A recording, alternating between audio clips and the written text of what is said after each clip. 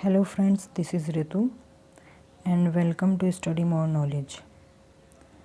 आज हम CTET paper 2 solution करेंगे जो दिसंबर 2019 में हुआ था। तो ये एसएसटी का दूसरा पार्ट है। फर्स्ट पार्ट मैं ऑलरेडी करा चुकी हूँ। और तो चलिए शुरू करते हैं। One more thing, you can see these questions in English also in the left side। तो चलिए स्टार्ट करते हैं।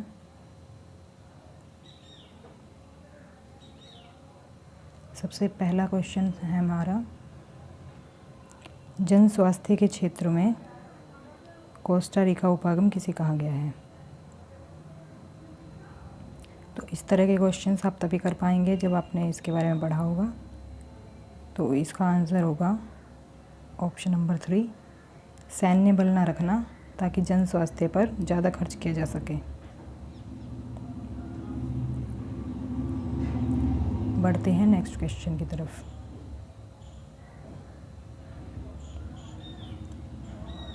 नेक्स्ट क्वेश्चन है, 1997 में भारतीय उच्चतम न्यायालय ने विशाखा निर्देश की रचना महिलाओं को यौन उत्पीड़न से बचाने के लिए की। तो सुप्रीम कोर्ट ने कुछ गाइडलाइंस जारी की थी विमेन सेक्सुअल हैरेसमेंट से रिलेटेड। तो वो किस जगह पर हैरेसमेंट से रिलेटेड थी। तो इसमें आपका ऑप्शन हो जाएगा सेकंड। तो कार्यस्थल पर, एट वर्क प्लेस, जहाँ पर कोई भी लेडीज़ काम करती है, लड़की काम करती है, तो अगर कार्यस्थल पर उसके साथ ये हैरेसमेंट होता है, सेक्सुअल हैरेसमेंट होता है, तो उसके लिए एक कमेटी बनाई जाएगी जहाँ पर कम से कम 10 महिलाएं होंगी। तो वहाँ पर कमेटी बनाई जानी अनिवार्य है। तो ये विशाखा गाइडलाइंस उसी से रिलेटेड थी। बढ़ते हैं नेक्स्ट क्वेश्चन की तरफ।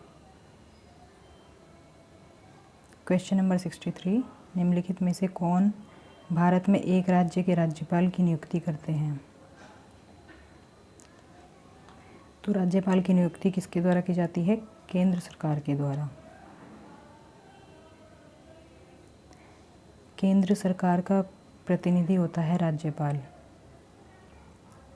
जो कि केंद्र और राज्य सरकार के बीच एक कड़ी का काम करता है। जो शक्तियाँ राष्ट्रपति के पास होती हैं केंद्र में, वही राज्यपाल के पास होती हैं राज्य में। तो राज्य का प्रमुख होगा राज्यपाल और केंद्र का प्रमुख होगा राष्ट्रपति। मतलब दोनों की शक्तियाँ सिमिलर होती हैं। बढ़ते हैं नेक्स्ट क्वेश्चन की तरफ। क्वेश्चन नंबर 64, निम्नलिखित में से कौन ग्रामीण प्रशासनिक अधिकारी नहीं है। तो इसमें आपका हो जाएगा आंसर 2। दूसरे को छोड़कर बाकी सभी ग्रामीण प्रशासनिक अधिकारी होते हैं। तो इसका आंसर आपका हो जाएगा कि नगर निगम वार्ड काउंसलर ये एक प्रशासनिक अधिकारी नहीं है, ग्रामीण प्रशासनिक अधिकारी। बढ़ते हैं नेक्स्ट क्वेश्चन की तरफ। क्वेश्चन नंबर 65, भारतीय उच्चतम न्यायालय द्वारा दिए गए डी.के. बासु निर्देश क्या हैं। देखिए गाइडलाइंस पर एक क्वेश्चन और आ गया है। तो इसका मतलब जो भी गाइडलाइंस आपकी जारी की गई हुई हैं आपके हाई कोर्ट या सुप्रीम कोर्ट के द्वारा, तो आपको भी लर्न कर लेनी है। तो इसमें आपका आ जाएगा ऑप्शन नंबर 4।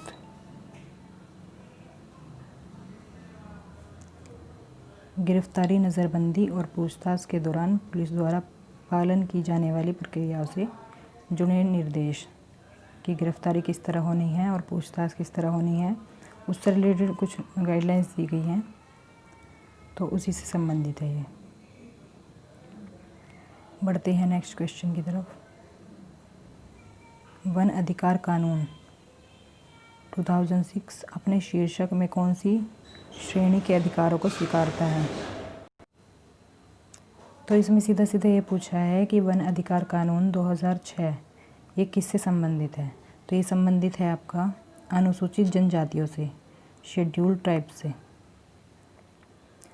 तो ये 2005 से पहले जो भी अनुसूचित जनजाति जहाँ पर भी रहती हैं, जिन भी वनों में रहती हैं, उनको रहने का वहाँ पर अधिकार दिया गया था, जो वहाँ पर 25 साल से बसे हुए हैं। तो उससे रिलेटेड कुछ गाइडलाइंस थी, वो उनको फॉलो करनी होती थी, तभी वो वहाँ पर रह सकते थे। तो ये संबंधित है अनुसूचित जनजातियों से। बढ़ते हैं नेक्स्ट क्वेश्चन की तरफ। नेक्स्ट क्वेश्चन है द्वितीयक स्रोत का एक उदाहरण है। तो कौन सा उदाहरण है? ये है आपका ऑप्शन नंबर 4। इसको ऐसे पहचाना जा सकता है कि जो भी आपकी बुक्स होंगी वो अधिकतर ये द्वितीयक स्रोत में ही आएंगी, सेकेंडरी सोर्स में ही आएंगी। सेकेंडरी सोर्स मतलब होता है जिसका डेटा हमने कहीं और से लिया हो, कहीं और से जुटाया हो। और प्राथमिक स्रोत आपके होते हैं, प्राथमिक मतलब प्राइमरी सोर्सेस आपके वो होते हैं जो हमें डायरेक्ट ही मिले हों, जो हमने डायरेक्ट ही इकट्ठे किए हों, मतलब उसके लिए कोई और सोर्स नहीं लगा है। तो इसका आंसर आपका हो जाएगा 67 का 4th। नेक्स्ट क्वेश्चन है 68। नीचे दिए गए 2 कथनों पर विचार कीजिए। तो कथन देखने हैं और फिर उनका आंसर बताना है। तो परीक्षाएं तंत्र की सुविधा के लिए निर्मित कृत्रिम परिस्थितियां हैं, न कि व्यक्तिगत शिक्षार्थी के लिए। तो बिल्कुल ये आपकी कृत्रिम है, आर्टिफिशियल सिचुएशन के लिए क्रिएट की गई हैं, ना कि आपकी ये इंडिविजुअल लर्नर के लिए कोई ये व्यक्तिगत नहीं है। तो ठीक है, ऑप्शन आपका पहला सही हो जाएगा। सेकंड है आपका स्मृति परीक्षण से दूर दक्षताओं के परीक्षण पर जोर के रूप में बदलाव सामाजिक विज्ञान की कक्षाओं में तनाव को कम करते हैं। तो जो स्मृति परीक्षण मतलब कि जो रट्टा मारने से दूर जो आपके प्रैक्टिकल पे जोर देता है, प्रैक्टिकल चीज़ों पे, तो वो क्या होता है सामाजिक विज्ञान की कक्षा में तनाव को कम करते हैं। अगर रट्टा आप मारने को कहेंगे, रोट मेमोरी के लिए आप बोलेंगे, तो वो बच्चे पर दबाव बनाएगा और कुछ समझ भी नहीं आएगा। लेकिन अगर आप प्रैक्टिकली चीज़ों करवाएंगे तो वो एक तरह से उनके बोझ को कम करेगा, तनाव को कम करेगा। तो इसका ऑप्शन आपका हो जाएगा, दोनों सही हैं। तो 68 का ऑप्शन नंबर 2 राइट हो जाएगा। नेक्स्ट क्वेश्चन इज़ सामाजिक विज्ञान के अध्यापक अध्यापिका का मुख्य उद्देश्य होना चाहिए। तो इसमें मैं एक चीज़ आपको बता दूं कि आपको इस तरह के क्वेश्चन कैसे सॉल्व करने हैं। इसमें आपको एलिमिनेशन मेथड अपनाना होगा। इस तरह के ये क्वेश्चन अंडरस्टैंडिंग बेस्ड होते हैं, समझ के अकॉर्डिंग आपको आंसर देना होता है। अगर आप सोचेंगे कि ये हमें याद करना, तो ऐसी चीज़ें याद नहीं होती हैं। ये अंडरस्टैंडिंग बेस्ड क्वेश्चन आते हैं कुछ इसमें सीटेट में। तो इसमें क्या होगा, सबसे पहला क्वेश्चन ऑप्शन आपका दिया हुआ है शिक्षार्थियों में प्रतिस्पर्धा जागृत करना।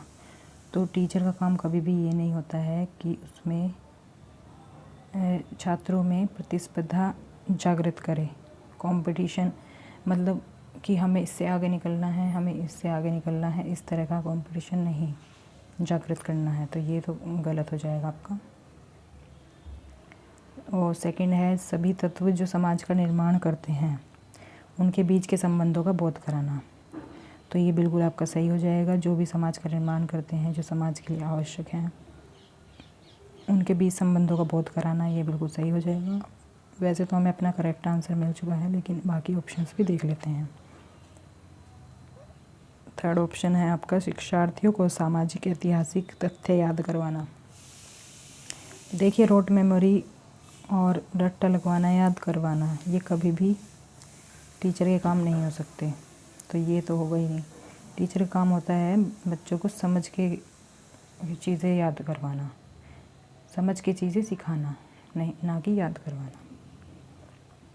तो फोर्थ होगा आपका समाज में स्थिति बनाए रखना तथा सरकार के सभी निर्णयों को स्वीकार करने के लिए शिक्षार्थियों को तैयार करना। तो यथा स्थिति मतलब कि जैसा है वैसे ही रहने दो, आपको उससे कोई मतलब नहीं है, तो ये भी काम नहीं होता है टीचर का। तो ये सारे ऑप्शन आपके कट जाएंगे और आपका दूसरा ऑप्शन सही हो जाएगा। बढ़ते हैं नेक्स्ट क्वेश्चन की तरफ।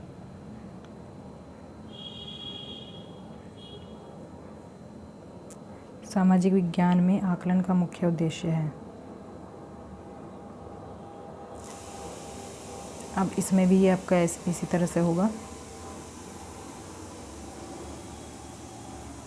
तो आकलन का मुख्य उद्देश्य क्या है? असेसमेंट, मतलब एक तरह से आप इसे कह सकते हैं कि बच्चे ने क्या पढ़ा उसका आकलन करना, बच्चे ने क्या सीखा उसका आकलन करना। तो किस तरह से करेंगे? तो पहला पॉइंट है आपका पाठ्य पुस्तकीय ज्ञान को याद करने की क्षमताओं का परीक्षण तथा शिक्षार्थियों के लिए परीक्षा के तनाव को कम करना। तो तनाव को कम करना भी हो सकता है, लेकिन इसमें क्या हुआ है कि याद करने की क्षमता को परीक्षण, तो ये एक तरह से आपका नेगेटिव ऑप्शन हो गया है, तो ये नहीं होगा। याद करना जहाँ भी आएगा ना, याद करने पर जोर देना, तो वो तो ऑप्शन होगा ही नहीं। शिक्षार्थियों को वर्गीकृत करने एवं चिन्हित करने के लिए,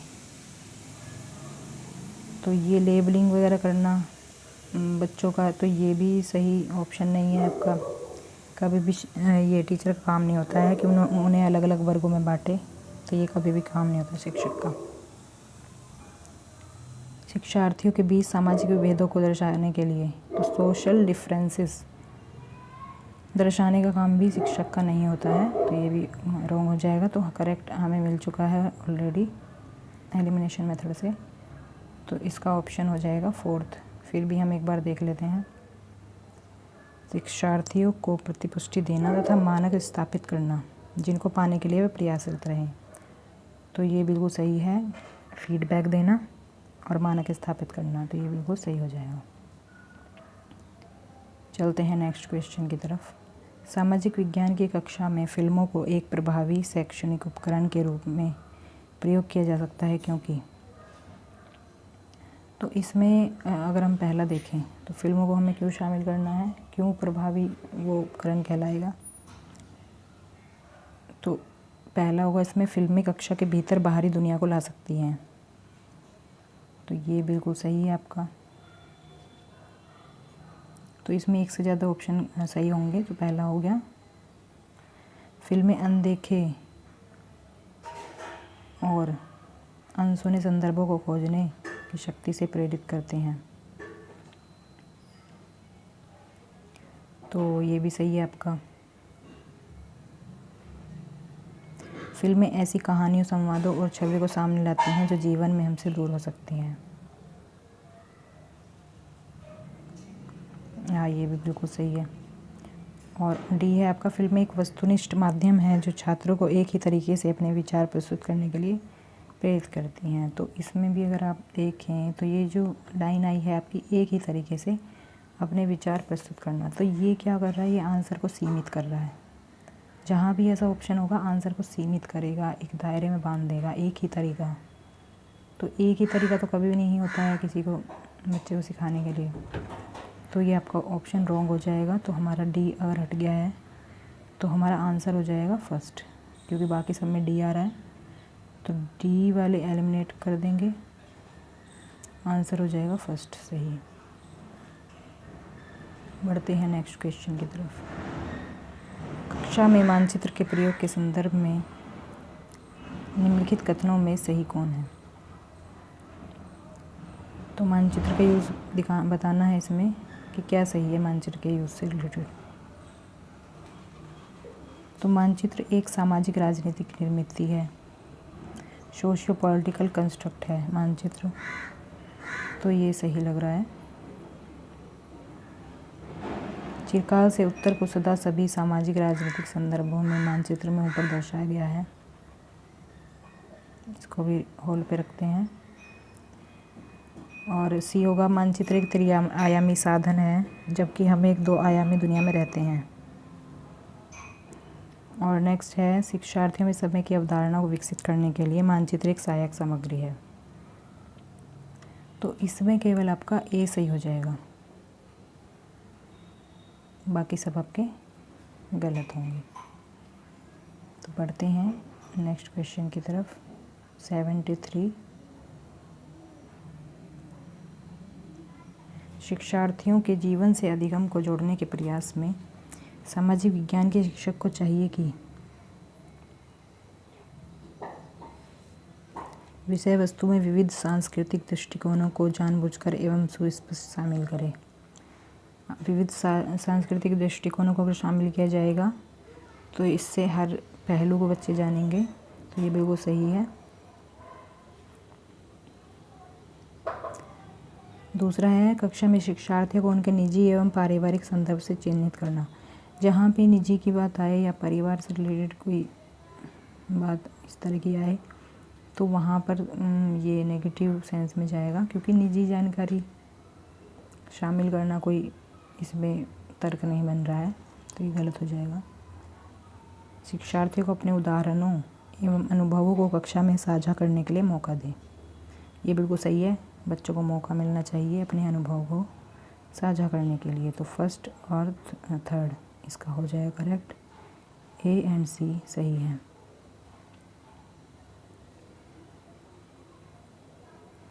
चलते हैं नेक्स्ट क्वेश्चन की तरफ। इतिहास पढ़ाते वक्त वंशावली चार्ट का प्रयोग होता है,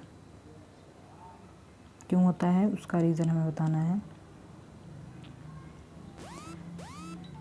किसी साम्राज्य या वंश के वर्धन एवं विकास को चित्रित करने के लिए, तो उसका विकास वगैरह चित्रित करने के लिए बिल्कुल करते हैं। उसी से पता चलेगा हमें किस वंश में कितनी ज़्यादा प्रगति हुई।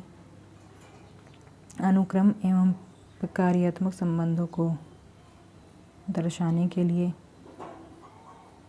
तो सीक्वेंस इसमें आप इंग्लिश में देख सकते हैं, सीक्वेंस एंड फंक्शनल रिलेशनशिप दिखाने के लिए। तो सीक्वेंस दिखाने के लिए बिल्कुल यूज़ होता है इसका। प्रोवाइड ए क्रोनोलॉजिकल फ्रेमवर्क, तो कालक्रमिक रूपरेखा देने के लिए भी यूज़ होता है। शिक्षार्थियों में स्थान की अवधारणा विकसित करने के लिए, स्थान की अवधारणा मतलब कोई ऊंचे पोस्ट पर है, कोई नीचे पोस्ट पर है, कोई ऊंचे स्थान पर है, तो इसका मतलब ये है। तो ये बिल्कुल नहीं होता है इसका मकसद। तो ए, बी और सी आंसर सही हो जाएगा। 74 का 1। 75 दृष्टिबाधित शिक्षार्थियों के साथ कार्य करते समय एक सामाजिक विज्ञान शिक्षक को किस प्रकार से शिक्षण अधिगम प्रक्रिया में अनुकूलन करना चाहिए। तो शिक्षक को किस तरह से मतलब दृष्टिबाधित बच्चों को ट्रीट करना चाहिए और किस तरह से पढ़ाना चाहिए, ये सब दिया हुआ है। तो फर्स्ट ऑप्शन है यथोचित विराम तथा पुनरावृत्ति के साथ स्पष्ट एवं उच्च आवाज़ में बोलना। ये बिल्कुल सही है, क्योंकि तभी बच्चा सुन पाएगा। विविध प्रकार के आकर्षक दृश्यों वाले कार्यपत्रों का प्रयोग करना। दृश्यों वाला, क्योंकि वो दृष्टिबाधित है तो ये यूज़लेस होगा, ये नहीं आएगा इसमें। आप चाहें तो बी एलिमिनेशन करके देख सकते हैं। वैसे बी आपका 3 ऑप्शंस में आ रहा है, तो हमें करेक्ट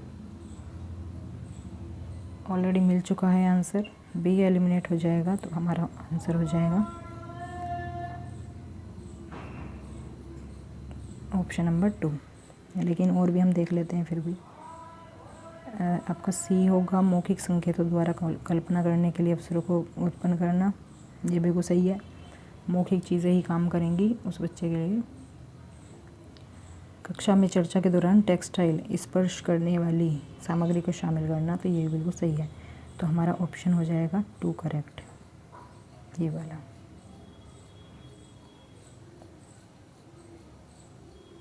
- 76 है आपका।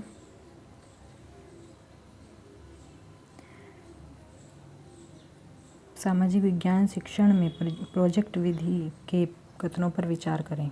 तो प्रोजेक्ट विधि के बारे में बताया हुआ है, क्या है ये। तो प्रोजेक्ट विधि एक वो विधि होती है जिसमें बच्चों को कोई काम करने के लिए दिया जाता है, कोई प्रोजेक्ट, तो उसमें वो डिस्कवर वगैरह करते हैं अपने अपने हिसाब से, और उसमें एक तरह से उनका स्किल डेवलप होता है। तो इसमें ऑप्शंस देख लेते हैं। पहला है, यह उपयोगितावादी दृष्टिकोण से प्रेरित है। इसको भी होल्ड पे रखते हैं।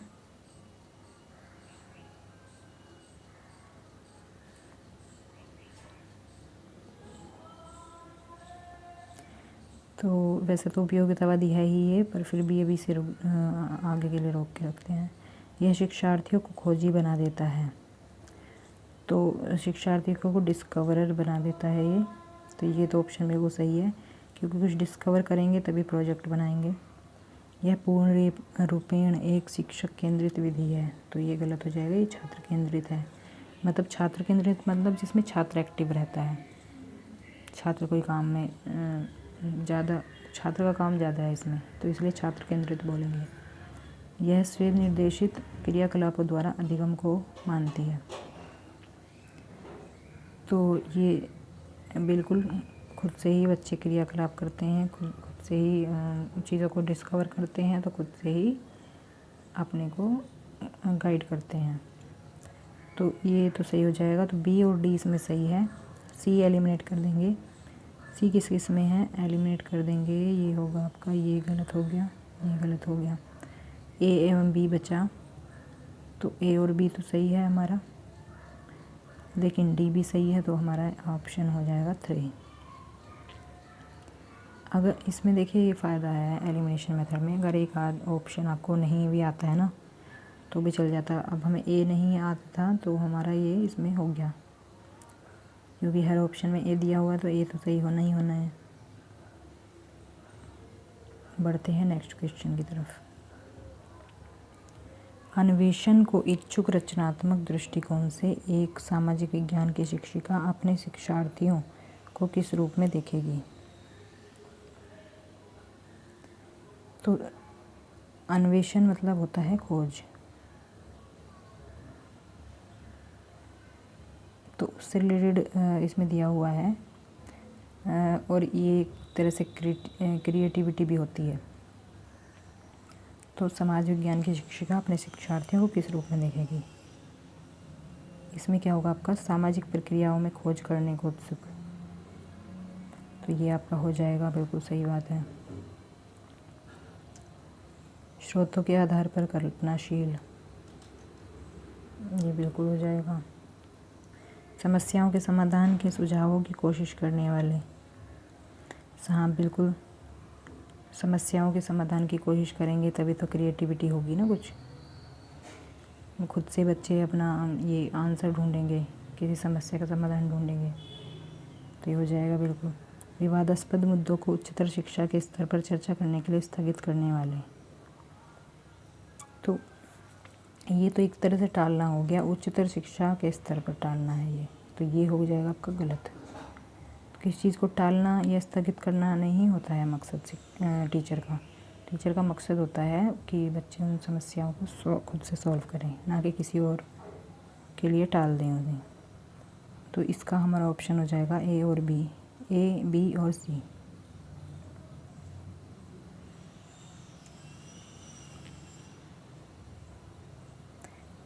चलते हैं आगे। सामाजिक विज्ञान के पाठ्यचर्या को अधिक समावेशी बनाने में निम्न में से कौन सहायक हो सकता है? तो इसमें क्या हो सकता है कि जो पाठ्यचर्या है अधिक समावेशी, मतलब सब तक पहुँचे, उसमें क्या होगा, उसके लिए हम क्या क्या कर सकते हैं? पाठ्यचर्या को जेंडर संबंधित मुद्दे से जोड़ना।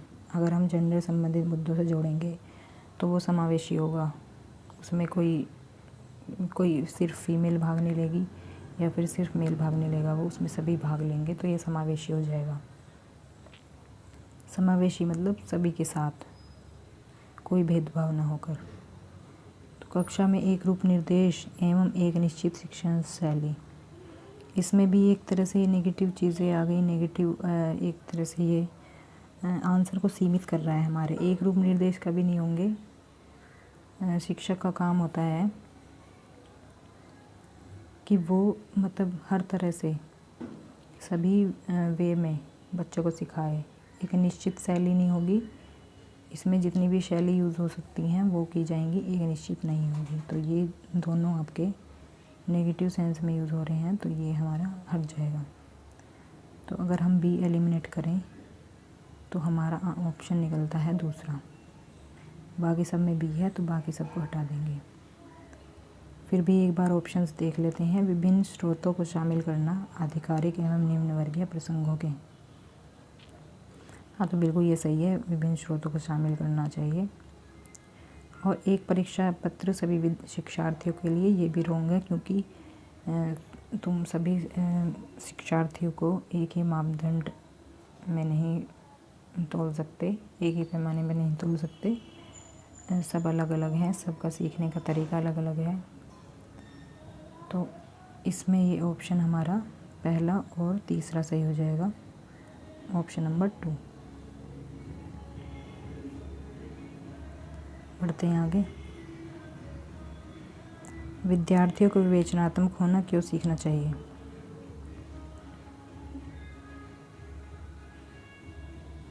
तो विवेचनात्मक क्यों होना चाहिए विद्यार्थियों को? मतलब किसी बात पे विचार करना, किसी बात को सोचना। तो इसमें होगा आपका, देखिए, कमियों को इंगित करने के लिए एवं लगभग सभी चीज़ों पर दोषदर्शी होने के लिए।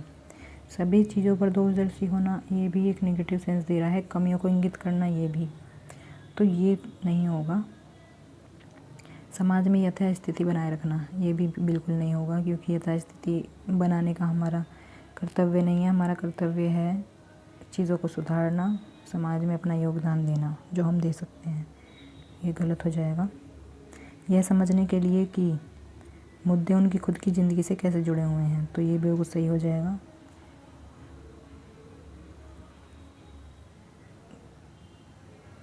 तो आपका third option is a right answer. Fourth option में देखिए, ये सीमित किया हुआ आंसर को एक रूप समशील दृष्टिकोण की कद्र करने के लिए, ये भी आंसर को सीमित कर रहा है। तो हमारा आंसर हो जाएगा थर्ड।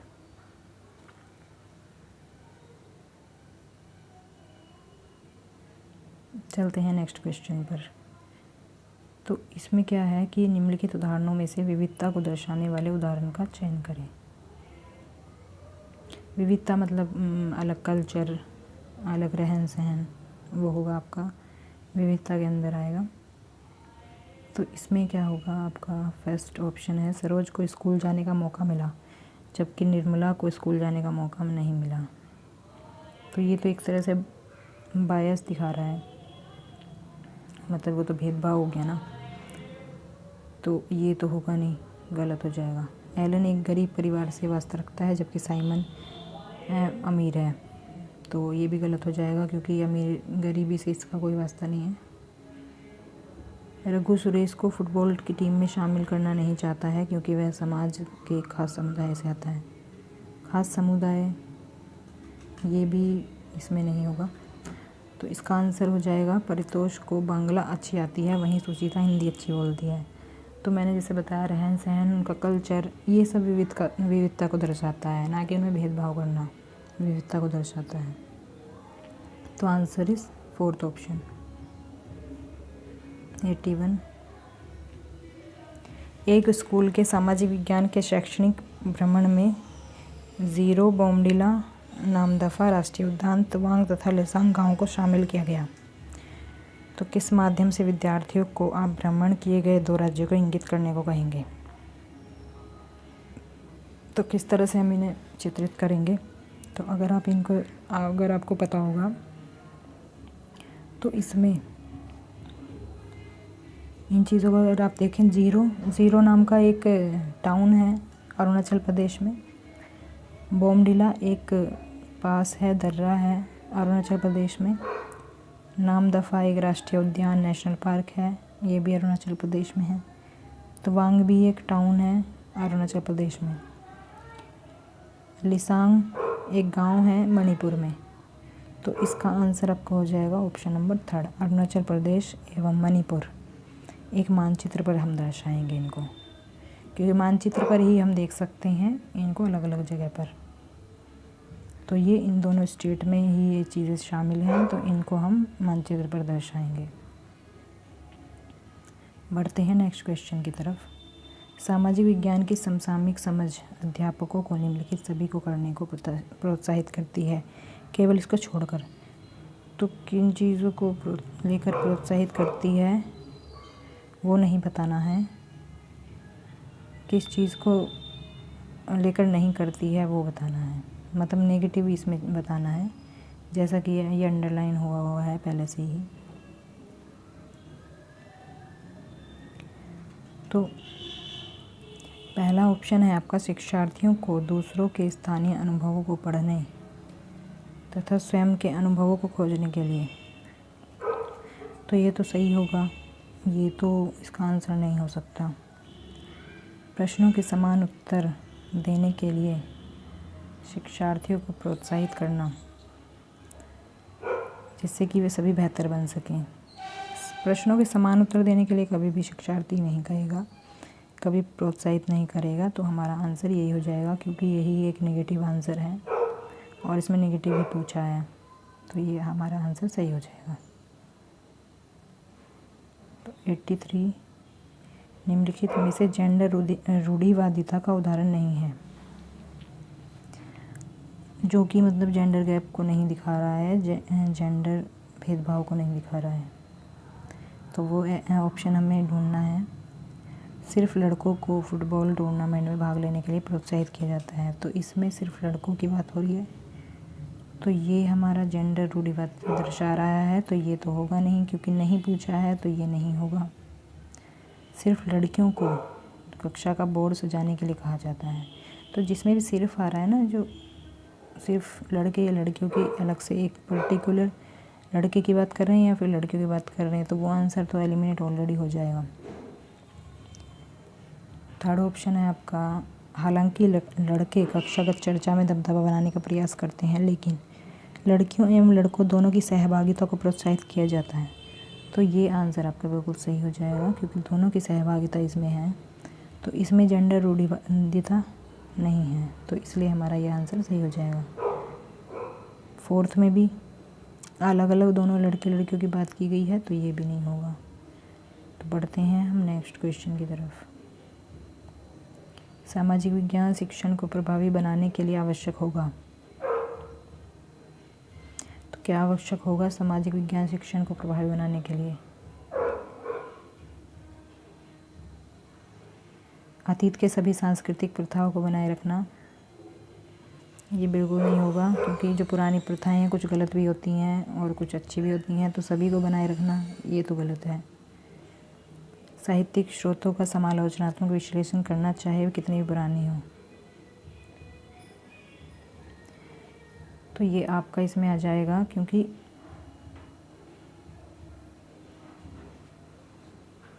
जो साहित्यिक स्रोत हैं हमारे, उनको तो हमें रखना ज़रूरी है, क्योंकि उनसे ही हमें पहले के वक्त का पता चलेगा कि कैसा था कैसा नहीं था। और फिर है सभी गैर शाब्दिक स्रोतों का निष्कासन करना। गैर शाब्दिक मतलब मौखिक स्रोतों का निष्कासन करना, उनको कोई इम्पोर्टेंस नहीं देना। तो मौखिक चीज़ें भी कहीं कहीं काम कर जाती हैं, तो ये भी आंसर नहीं होगा, ये नेगेटिव आंसर दिया हुआ है।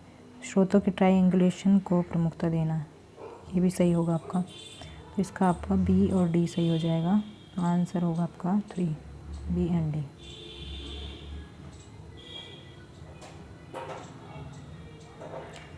एट्टी 85 है आपका, कक्षा में सामाजिक न्याय के प्रति संवेदनशीलता को प्रोत्साहित किया जा सकता है।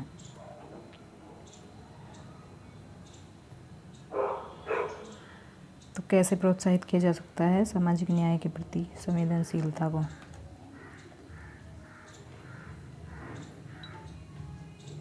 तो इसमें भी आपको ऑप्शन बताने हैं। कक्षा में विचार विमर्श के दौरान समकालीन जन आंदोलनों और पक्ष समर्थन की कहानियों के अंशों को शामिल करके। तो बिल्कुल सही बात है। सामाजिक न्याय जब हम पहले की चीज़ों को पढ़ेंगे, पहले जगह से आंदोलन हुए उनके बारे में पढ़ेंगे तभी हम कुछ जान पाएंगे सामाजिक न्याय के बारे में। भारतीय सामाजिक परिवेश के ऐतिहासिक संदर्भों को एक गैर बराबर शक्ति समीकरण के रूप में देखकर। तो ऐतिहासिक संदर्भों से भी कुछ चीज़ें हमें पता चलेंगी। और सामाजिक न्याय पर आधारित संवैधानिक प्रावधानों को कक्षा चर्चाओं में शामिल करके, जो संविधान में प्रावधान किए गए हैं सामाजिक न्याय पर, उनको कक्षा में शामिल करके, कक्षा की चर्चाओं में, तो उसके बारे में बच्चे जानेंगे। तो ये भी बिल्कुल सही है। कक्षा के दोषी बच्चों को तुरंत दंड देकर। तो दंड देना कभी भी हमारी किसी भी प्रक्रिया का कोई सॉल्यूशन नहीं होता है। तो ये हमारा अगर एलिमिनेट हो जाएगा तो बाकी ऑप्शन ऑटोमेटिकली सही हो जाएंगे। तो हमारा होगा ए, बी और सी करेक्ट आंसर।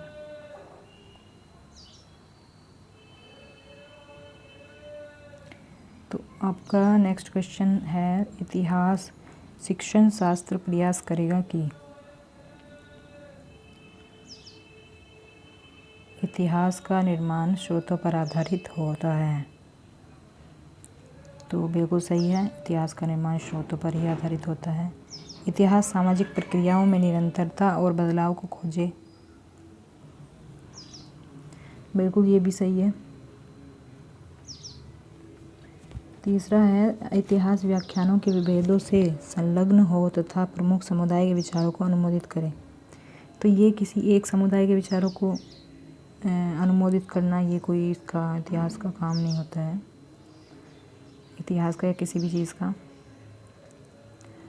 और डी ऑप्शन है आपका, इतिहास घटनाओं को एक काल विशेष के सामाजिक राजनीतिक संदर्भों में रख कर देखें। तो ये आपका सही हो जाएगा। तो आपका ऑप्शन करेक्ट हो जाएगा दूसरा।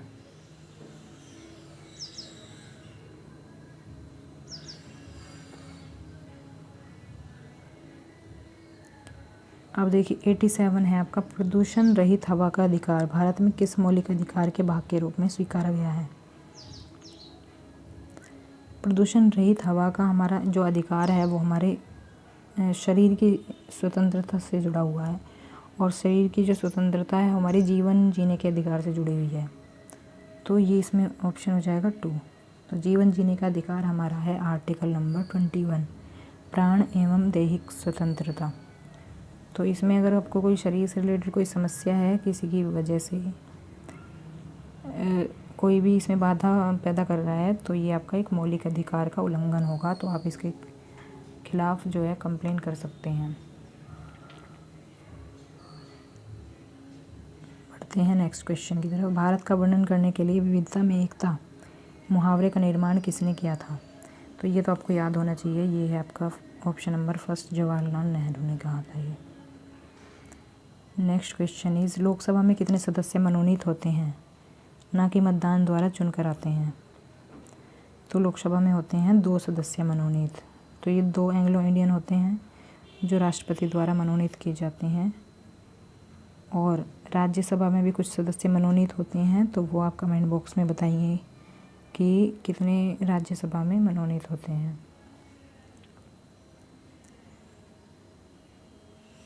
बढ़ते हैं हमारे लास्ट क्वेश्चन की तरफ। 2006 में नेपाल में सरकार का रूप राजतंत्र से बदलकर क्या हो गया। तो इसमें आपका आ जाएगा लोकतंत्र, क्योंकि अब वहाँ पर जो भी उनका नेता है वो जनता द्वारा चुना जाता है, जनता का प्रतिनिधि होता है वो। जैसा कि हमारे यहाँ पर होता है, हम अपने लिए प्रधानमंत्री चुनते हैं, वो फिर हमारे लिए डिसीज़न लेते हैं। इसी तरह से वहाँ पर भी होता है। तो आजकल अगर आप देखें तो ज़्यादातर लोकतंत्र ही सरकार मिलेगी आपको, यही स्वरूप मिलेगा आपका लोकतंत्र का। कहीं कहीं अभी भी राजतंत्र भी है और तानाशाही भी है, तो लेकिन ज़्यादातर जगह पर आपको लोकतंत्र ही मिलेगा। तो ये हमारे क्वेश्चंस हो गए हैं 30। तो ये हमारा SST सॉल्यूशन कंप्लीट हो चुका है। बाकी आपको क्या करना है, जो भी इसमें टॉपिक आए हैं उन सभी टॉपिक को आपको एक बार अच्छे से पढ़ लेना है। उनसे रिलेटेड जो भी आपके ज़रूरी तथ्य हैं, जो भी चीज़ें हैं, वो याद कर लेनी है। हो सकता है उसी टॉपिक से कोई दूसरा क्वेश्चन पूछ लिया जाए, तो आपको इतना काम करना है। तो ठीक है, मिलते हैं नेक्स्ट वीडियो में। Thank you.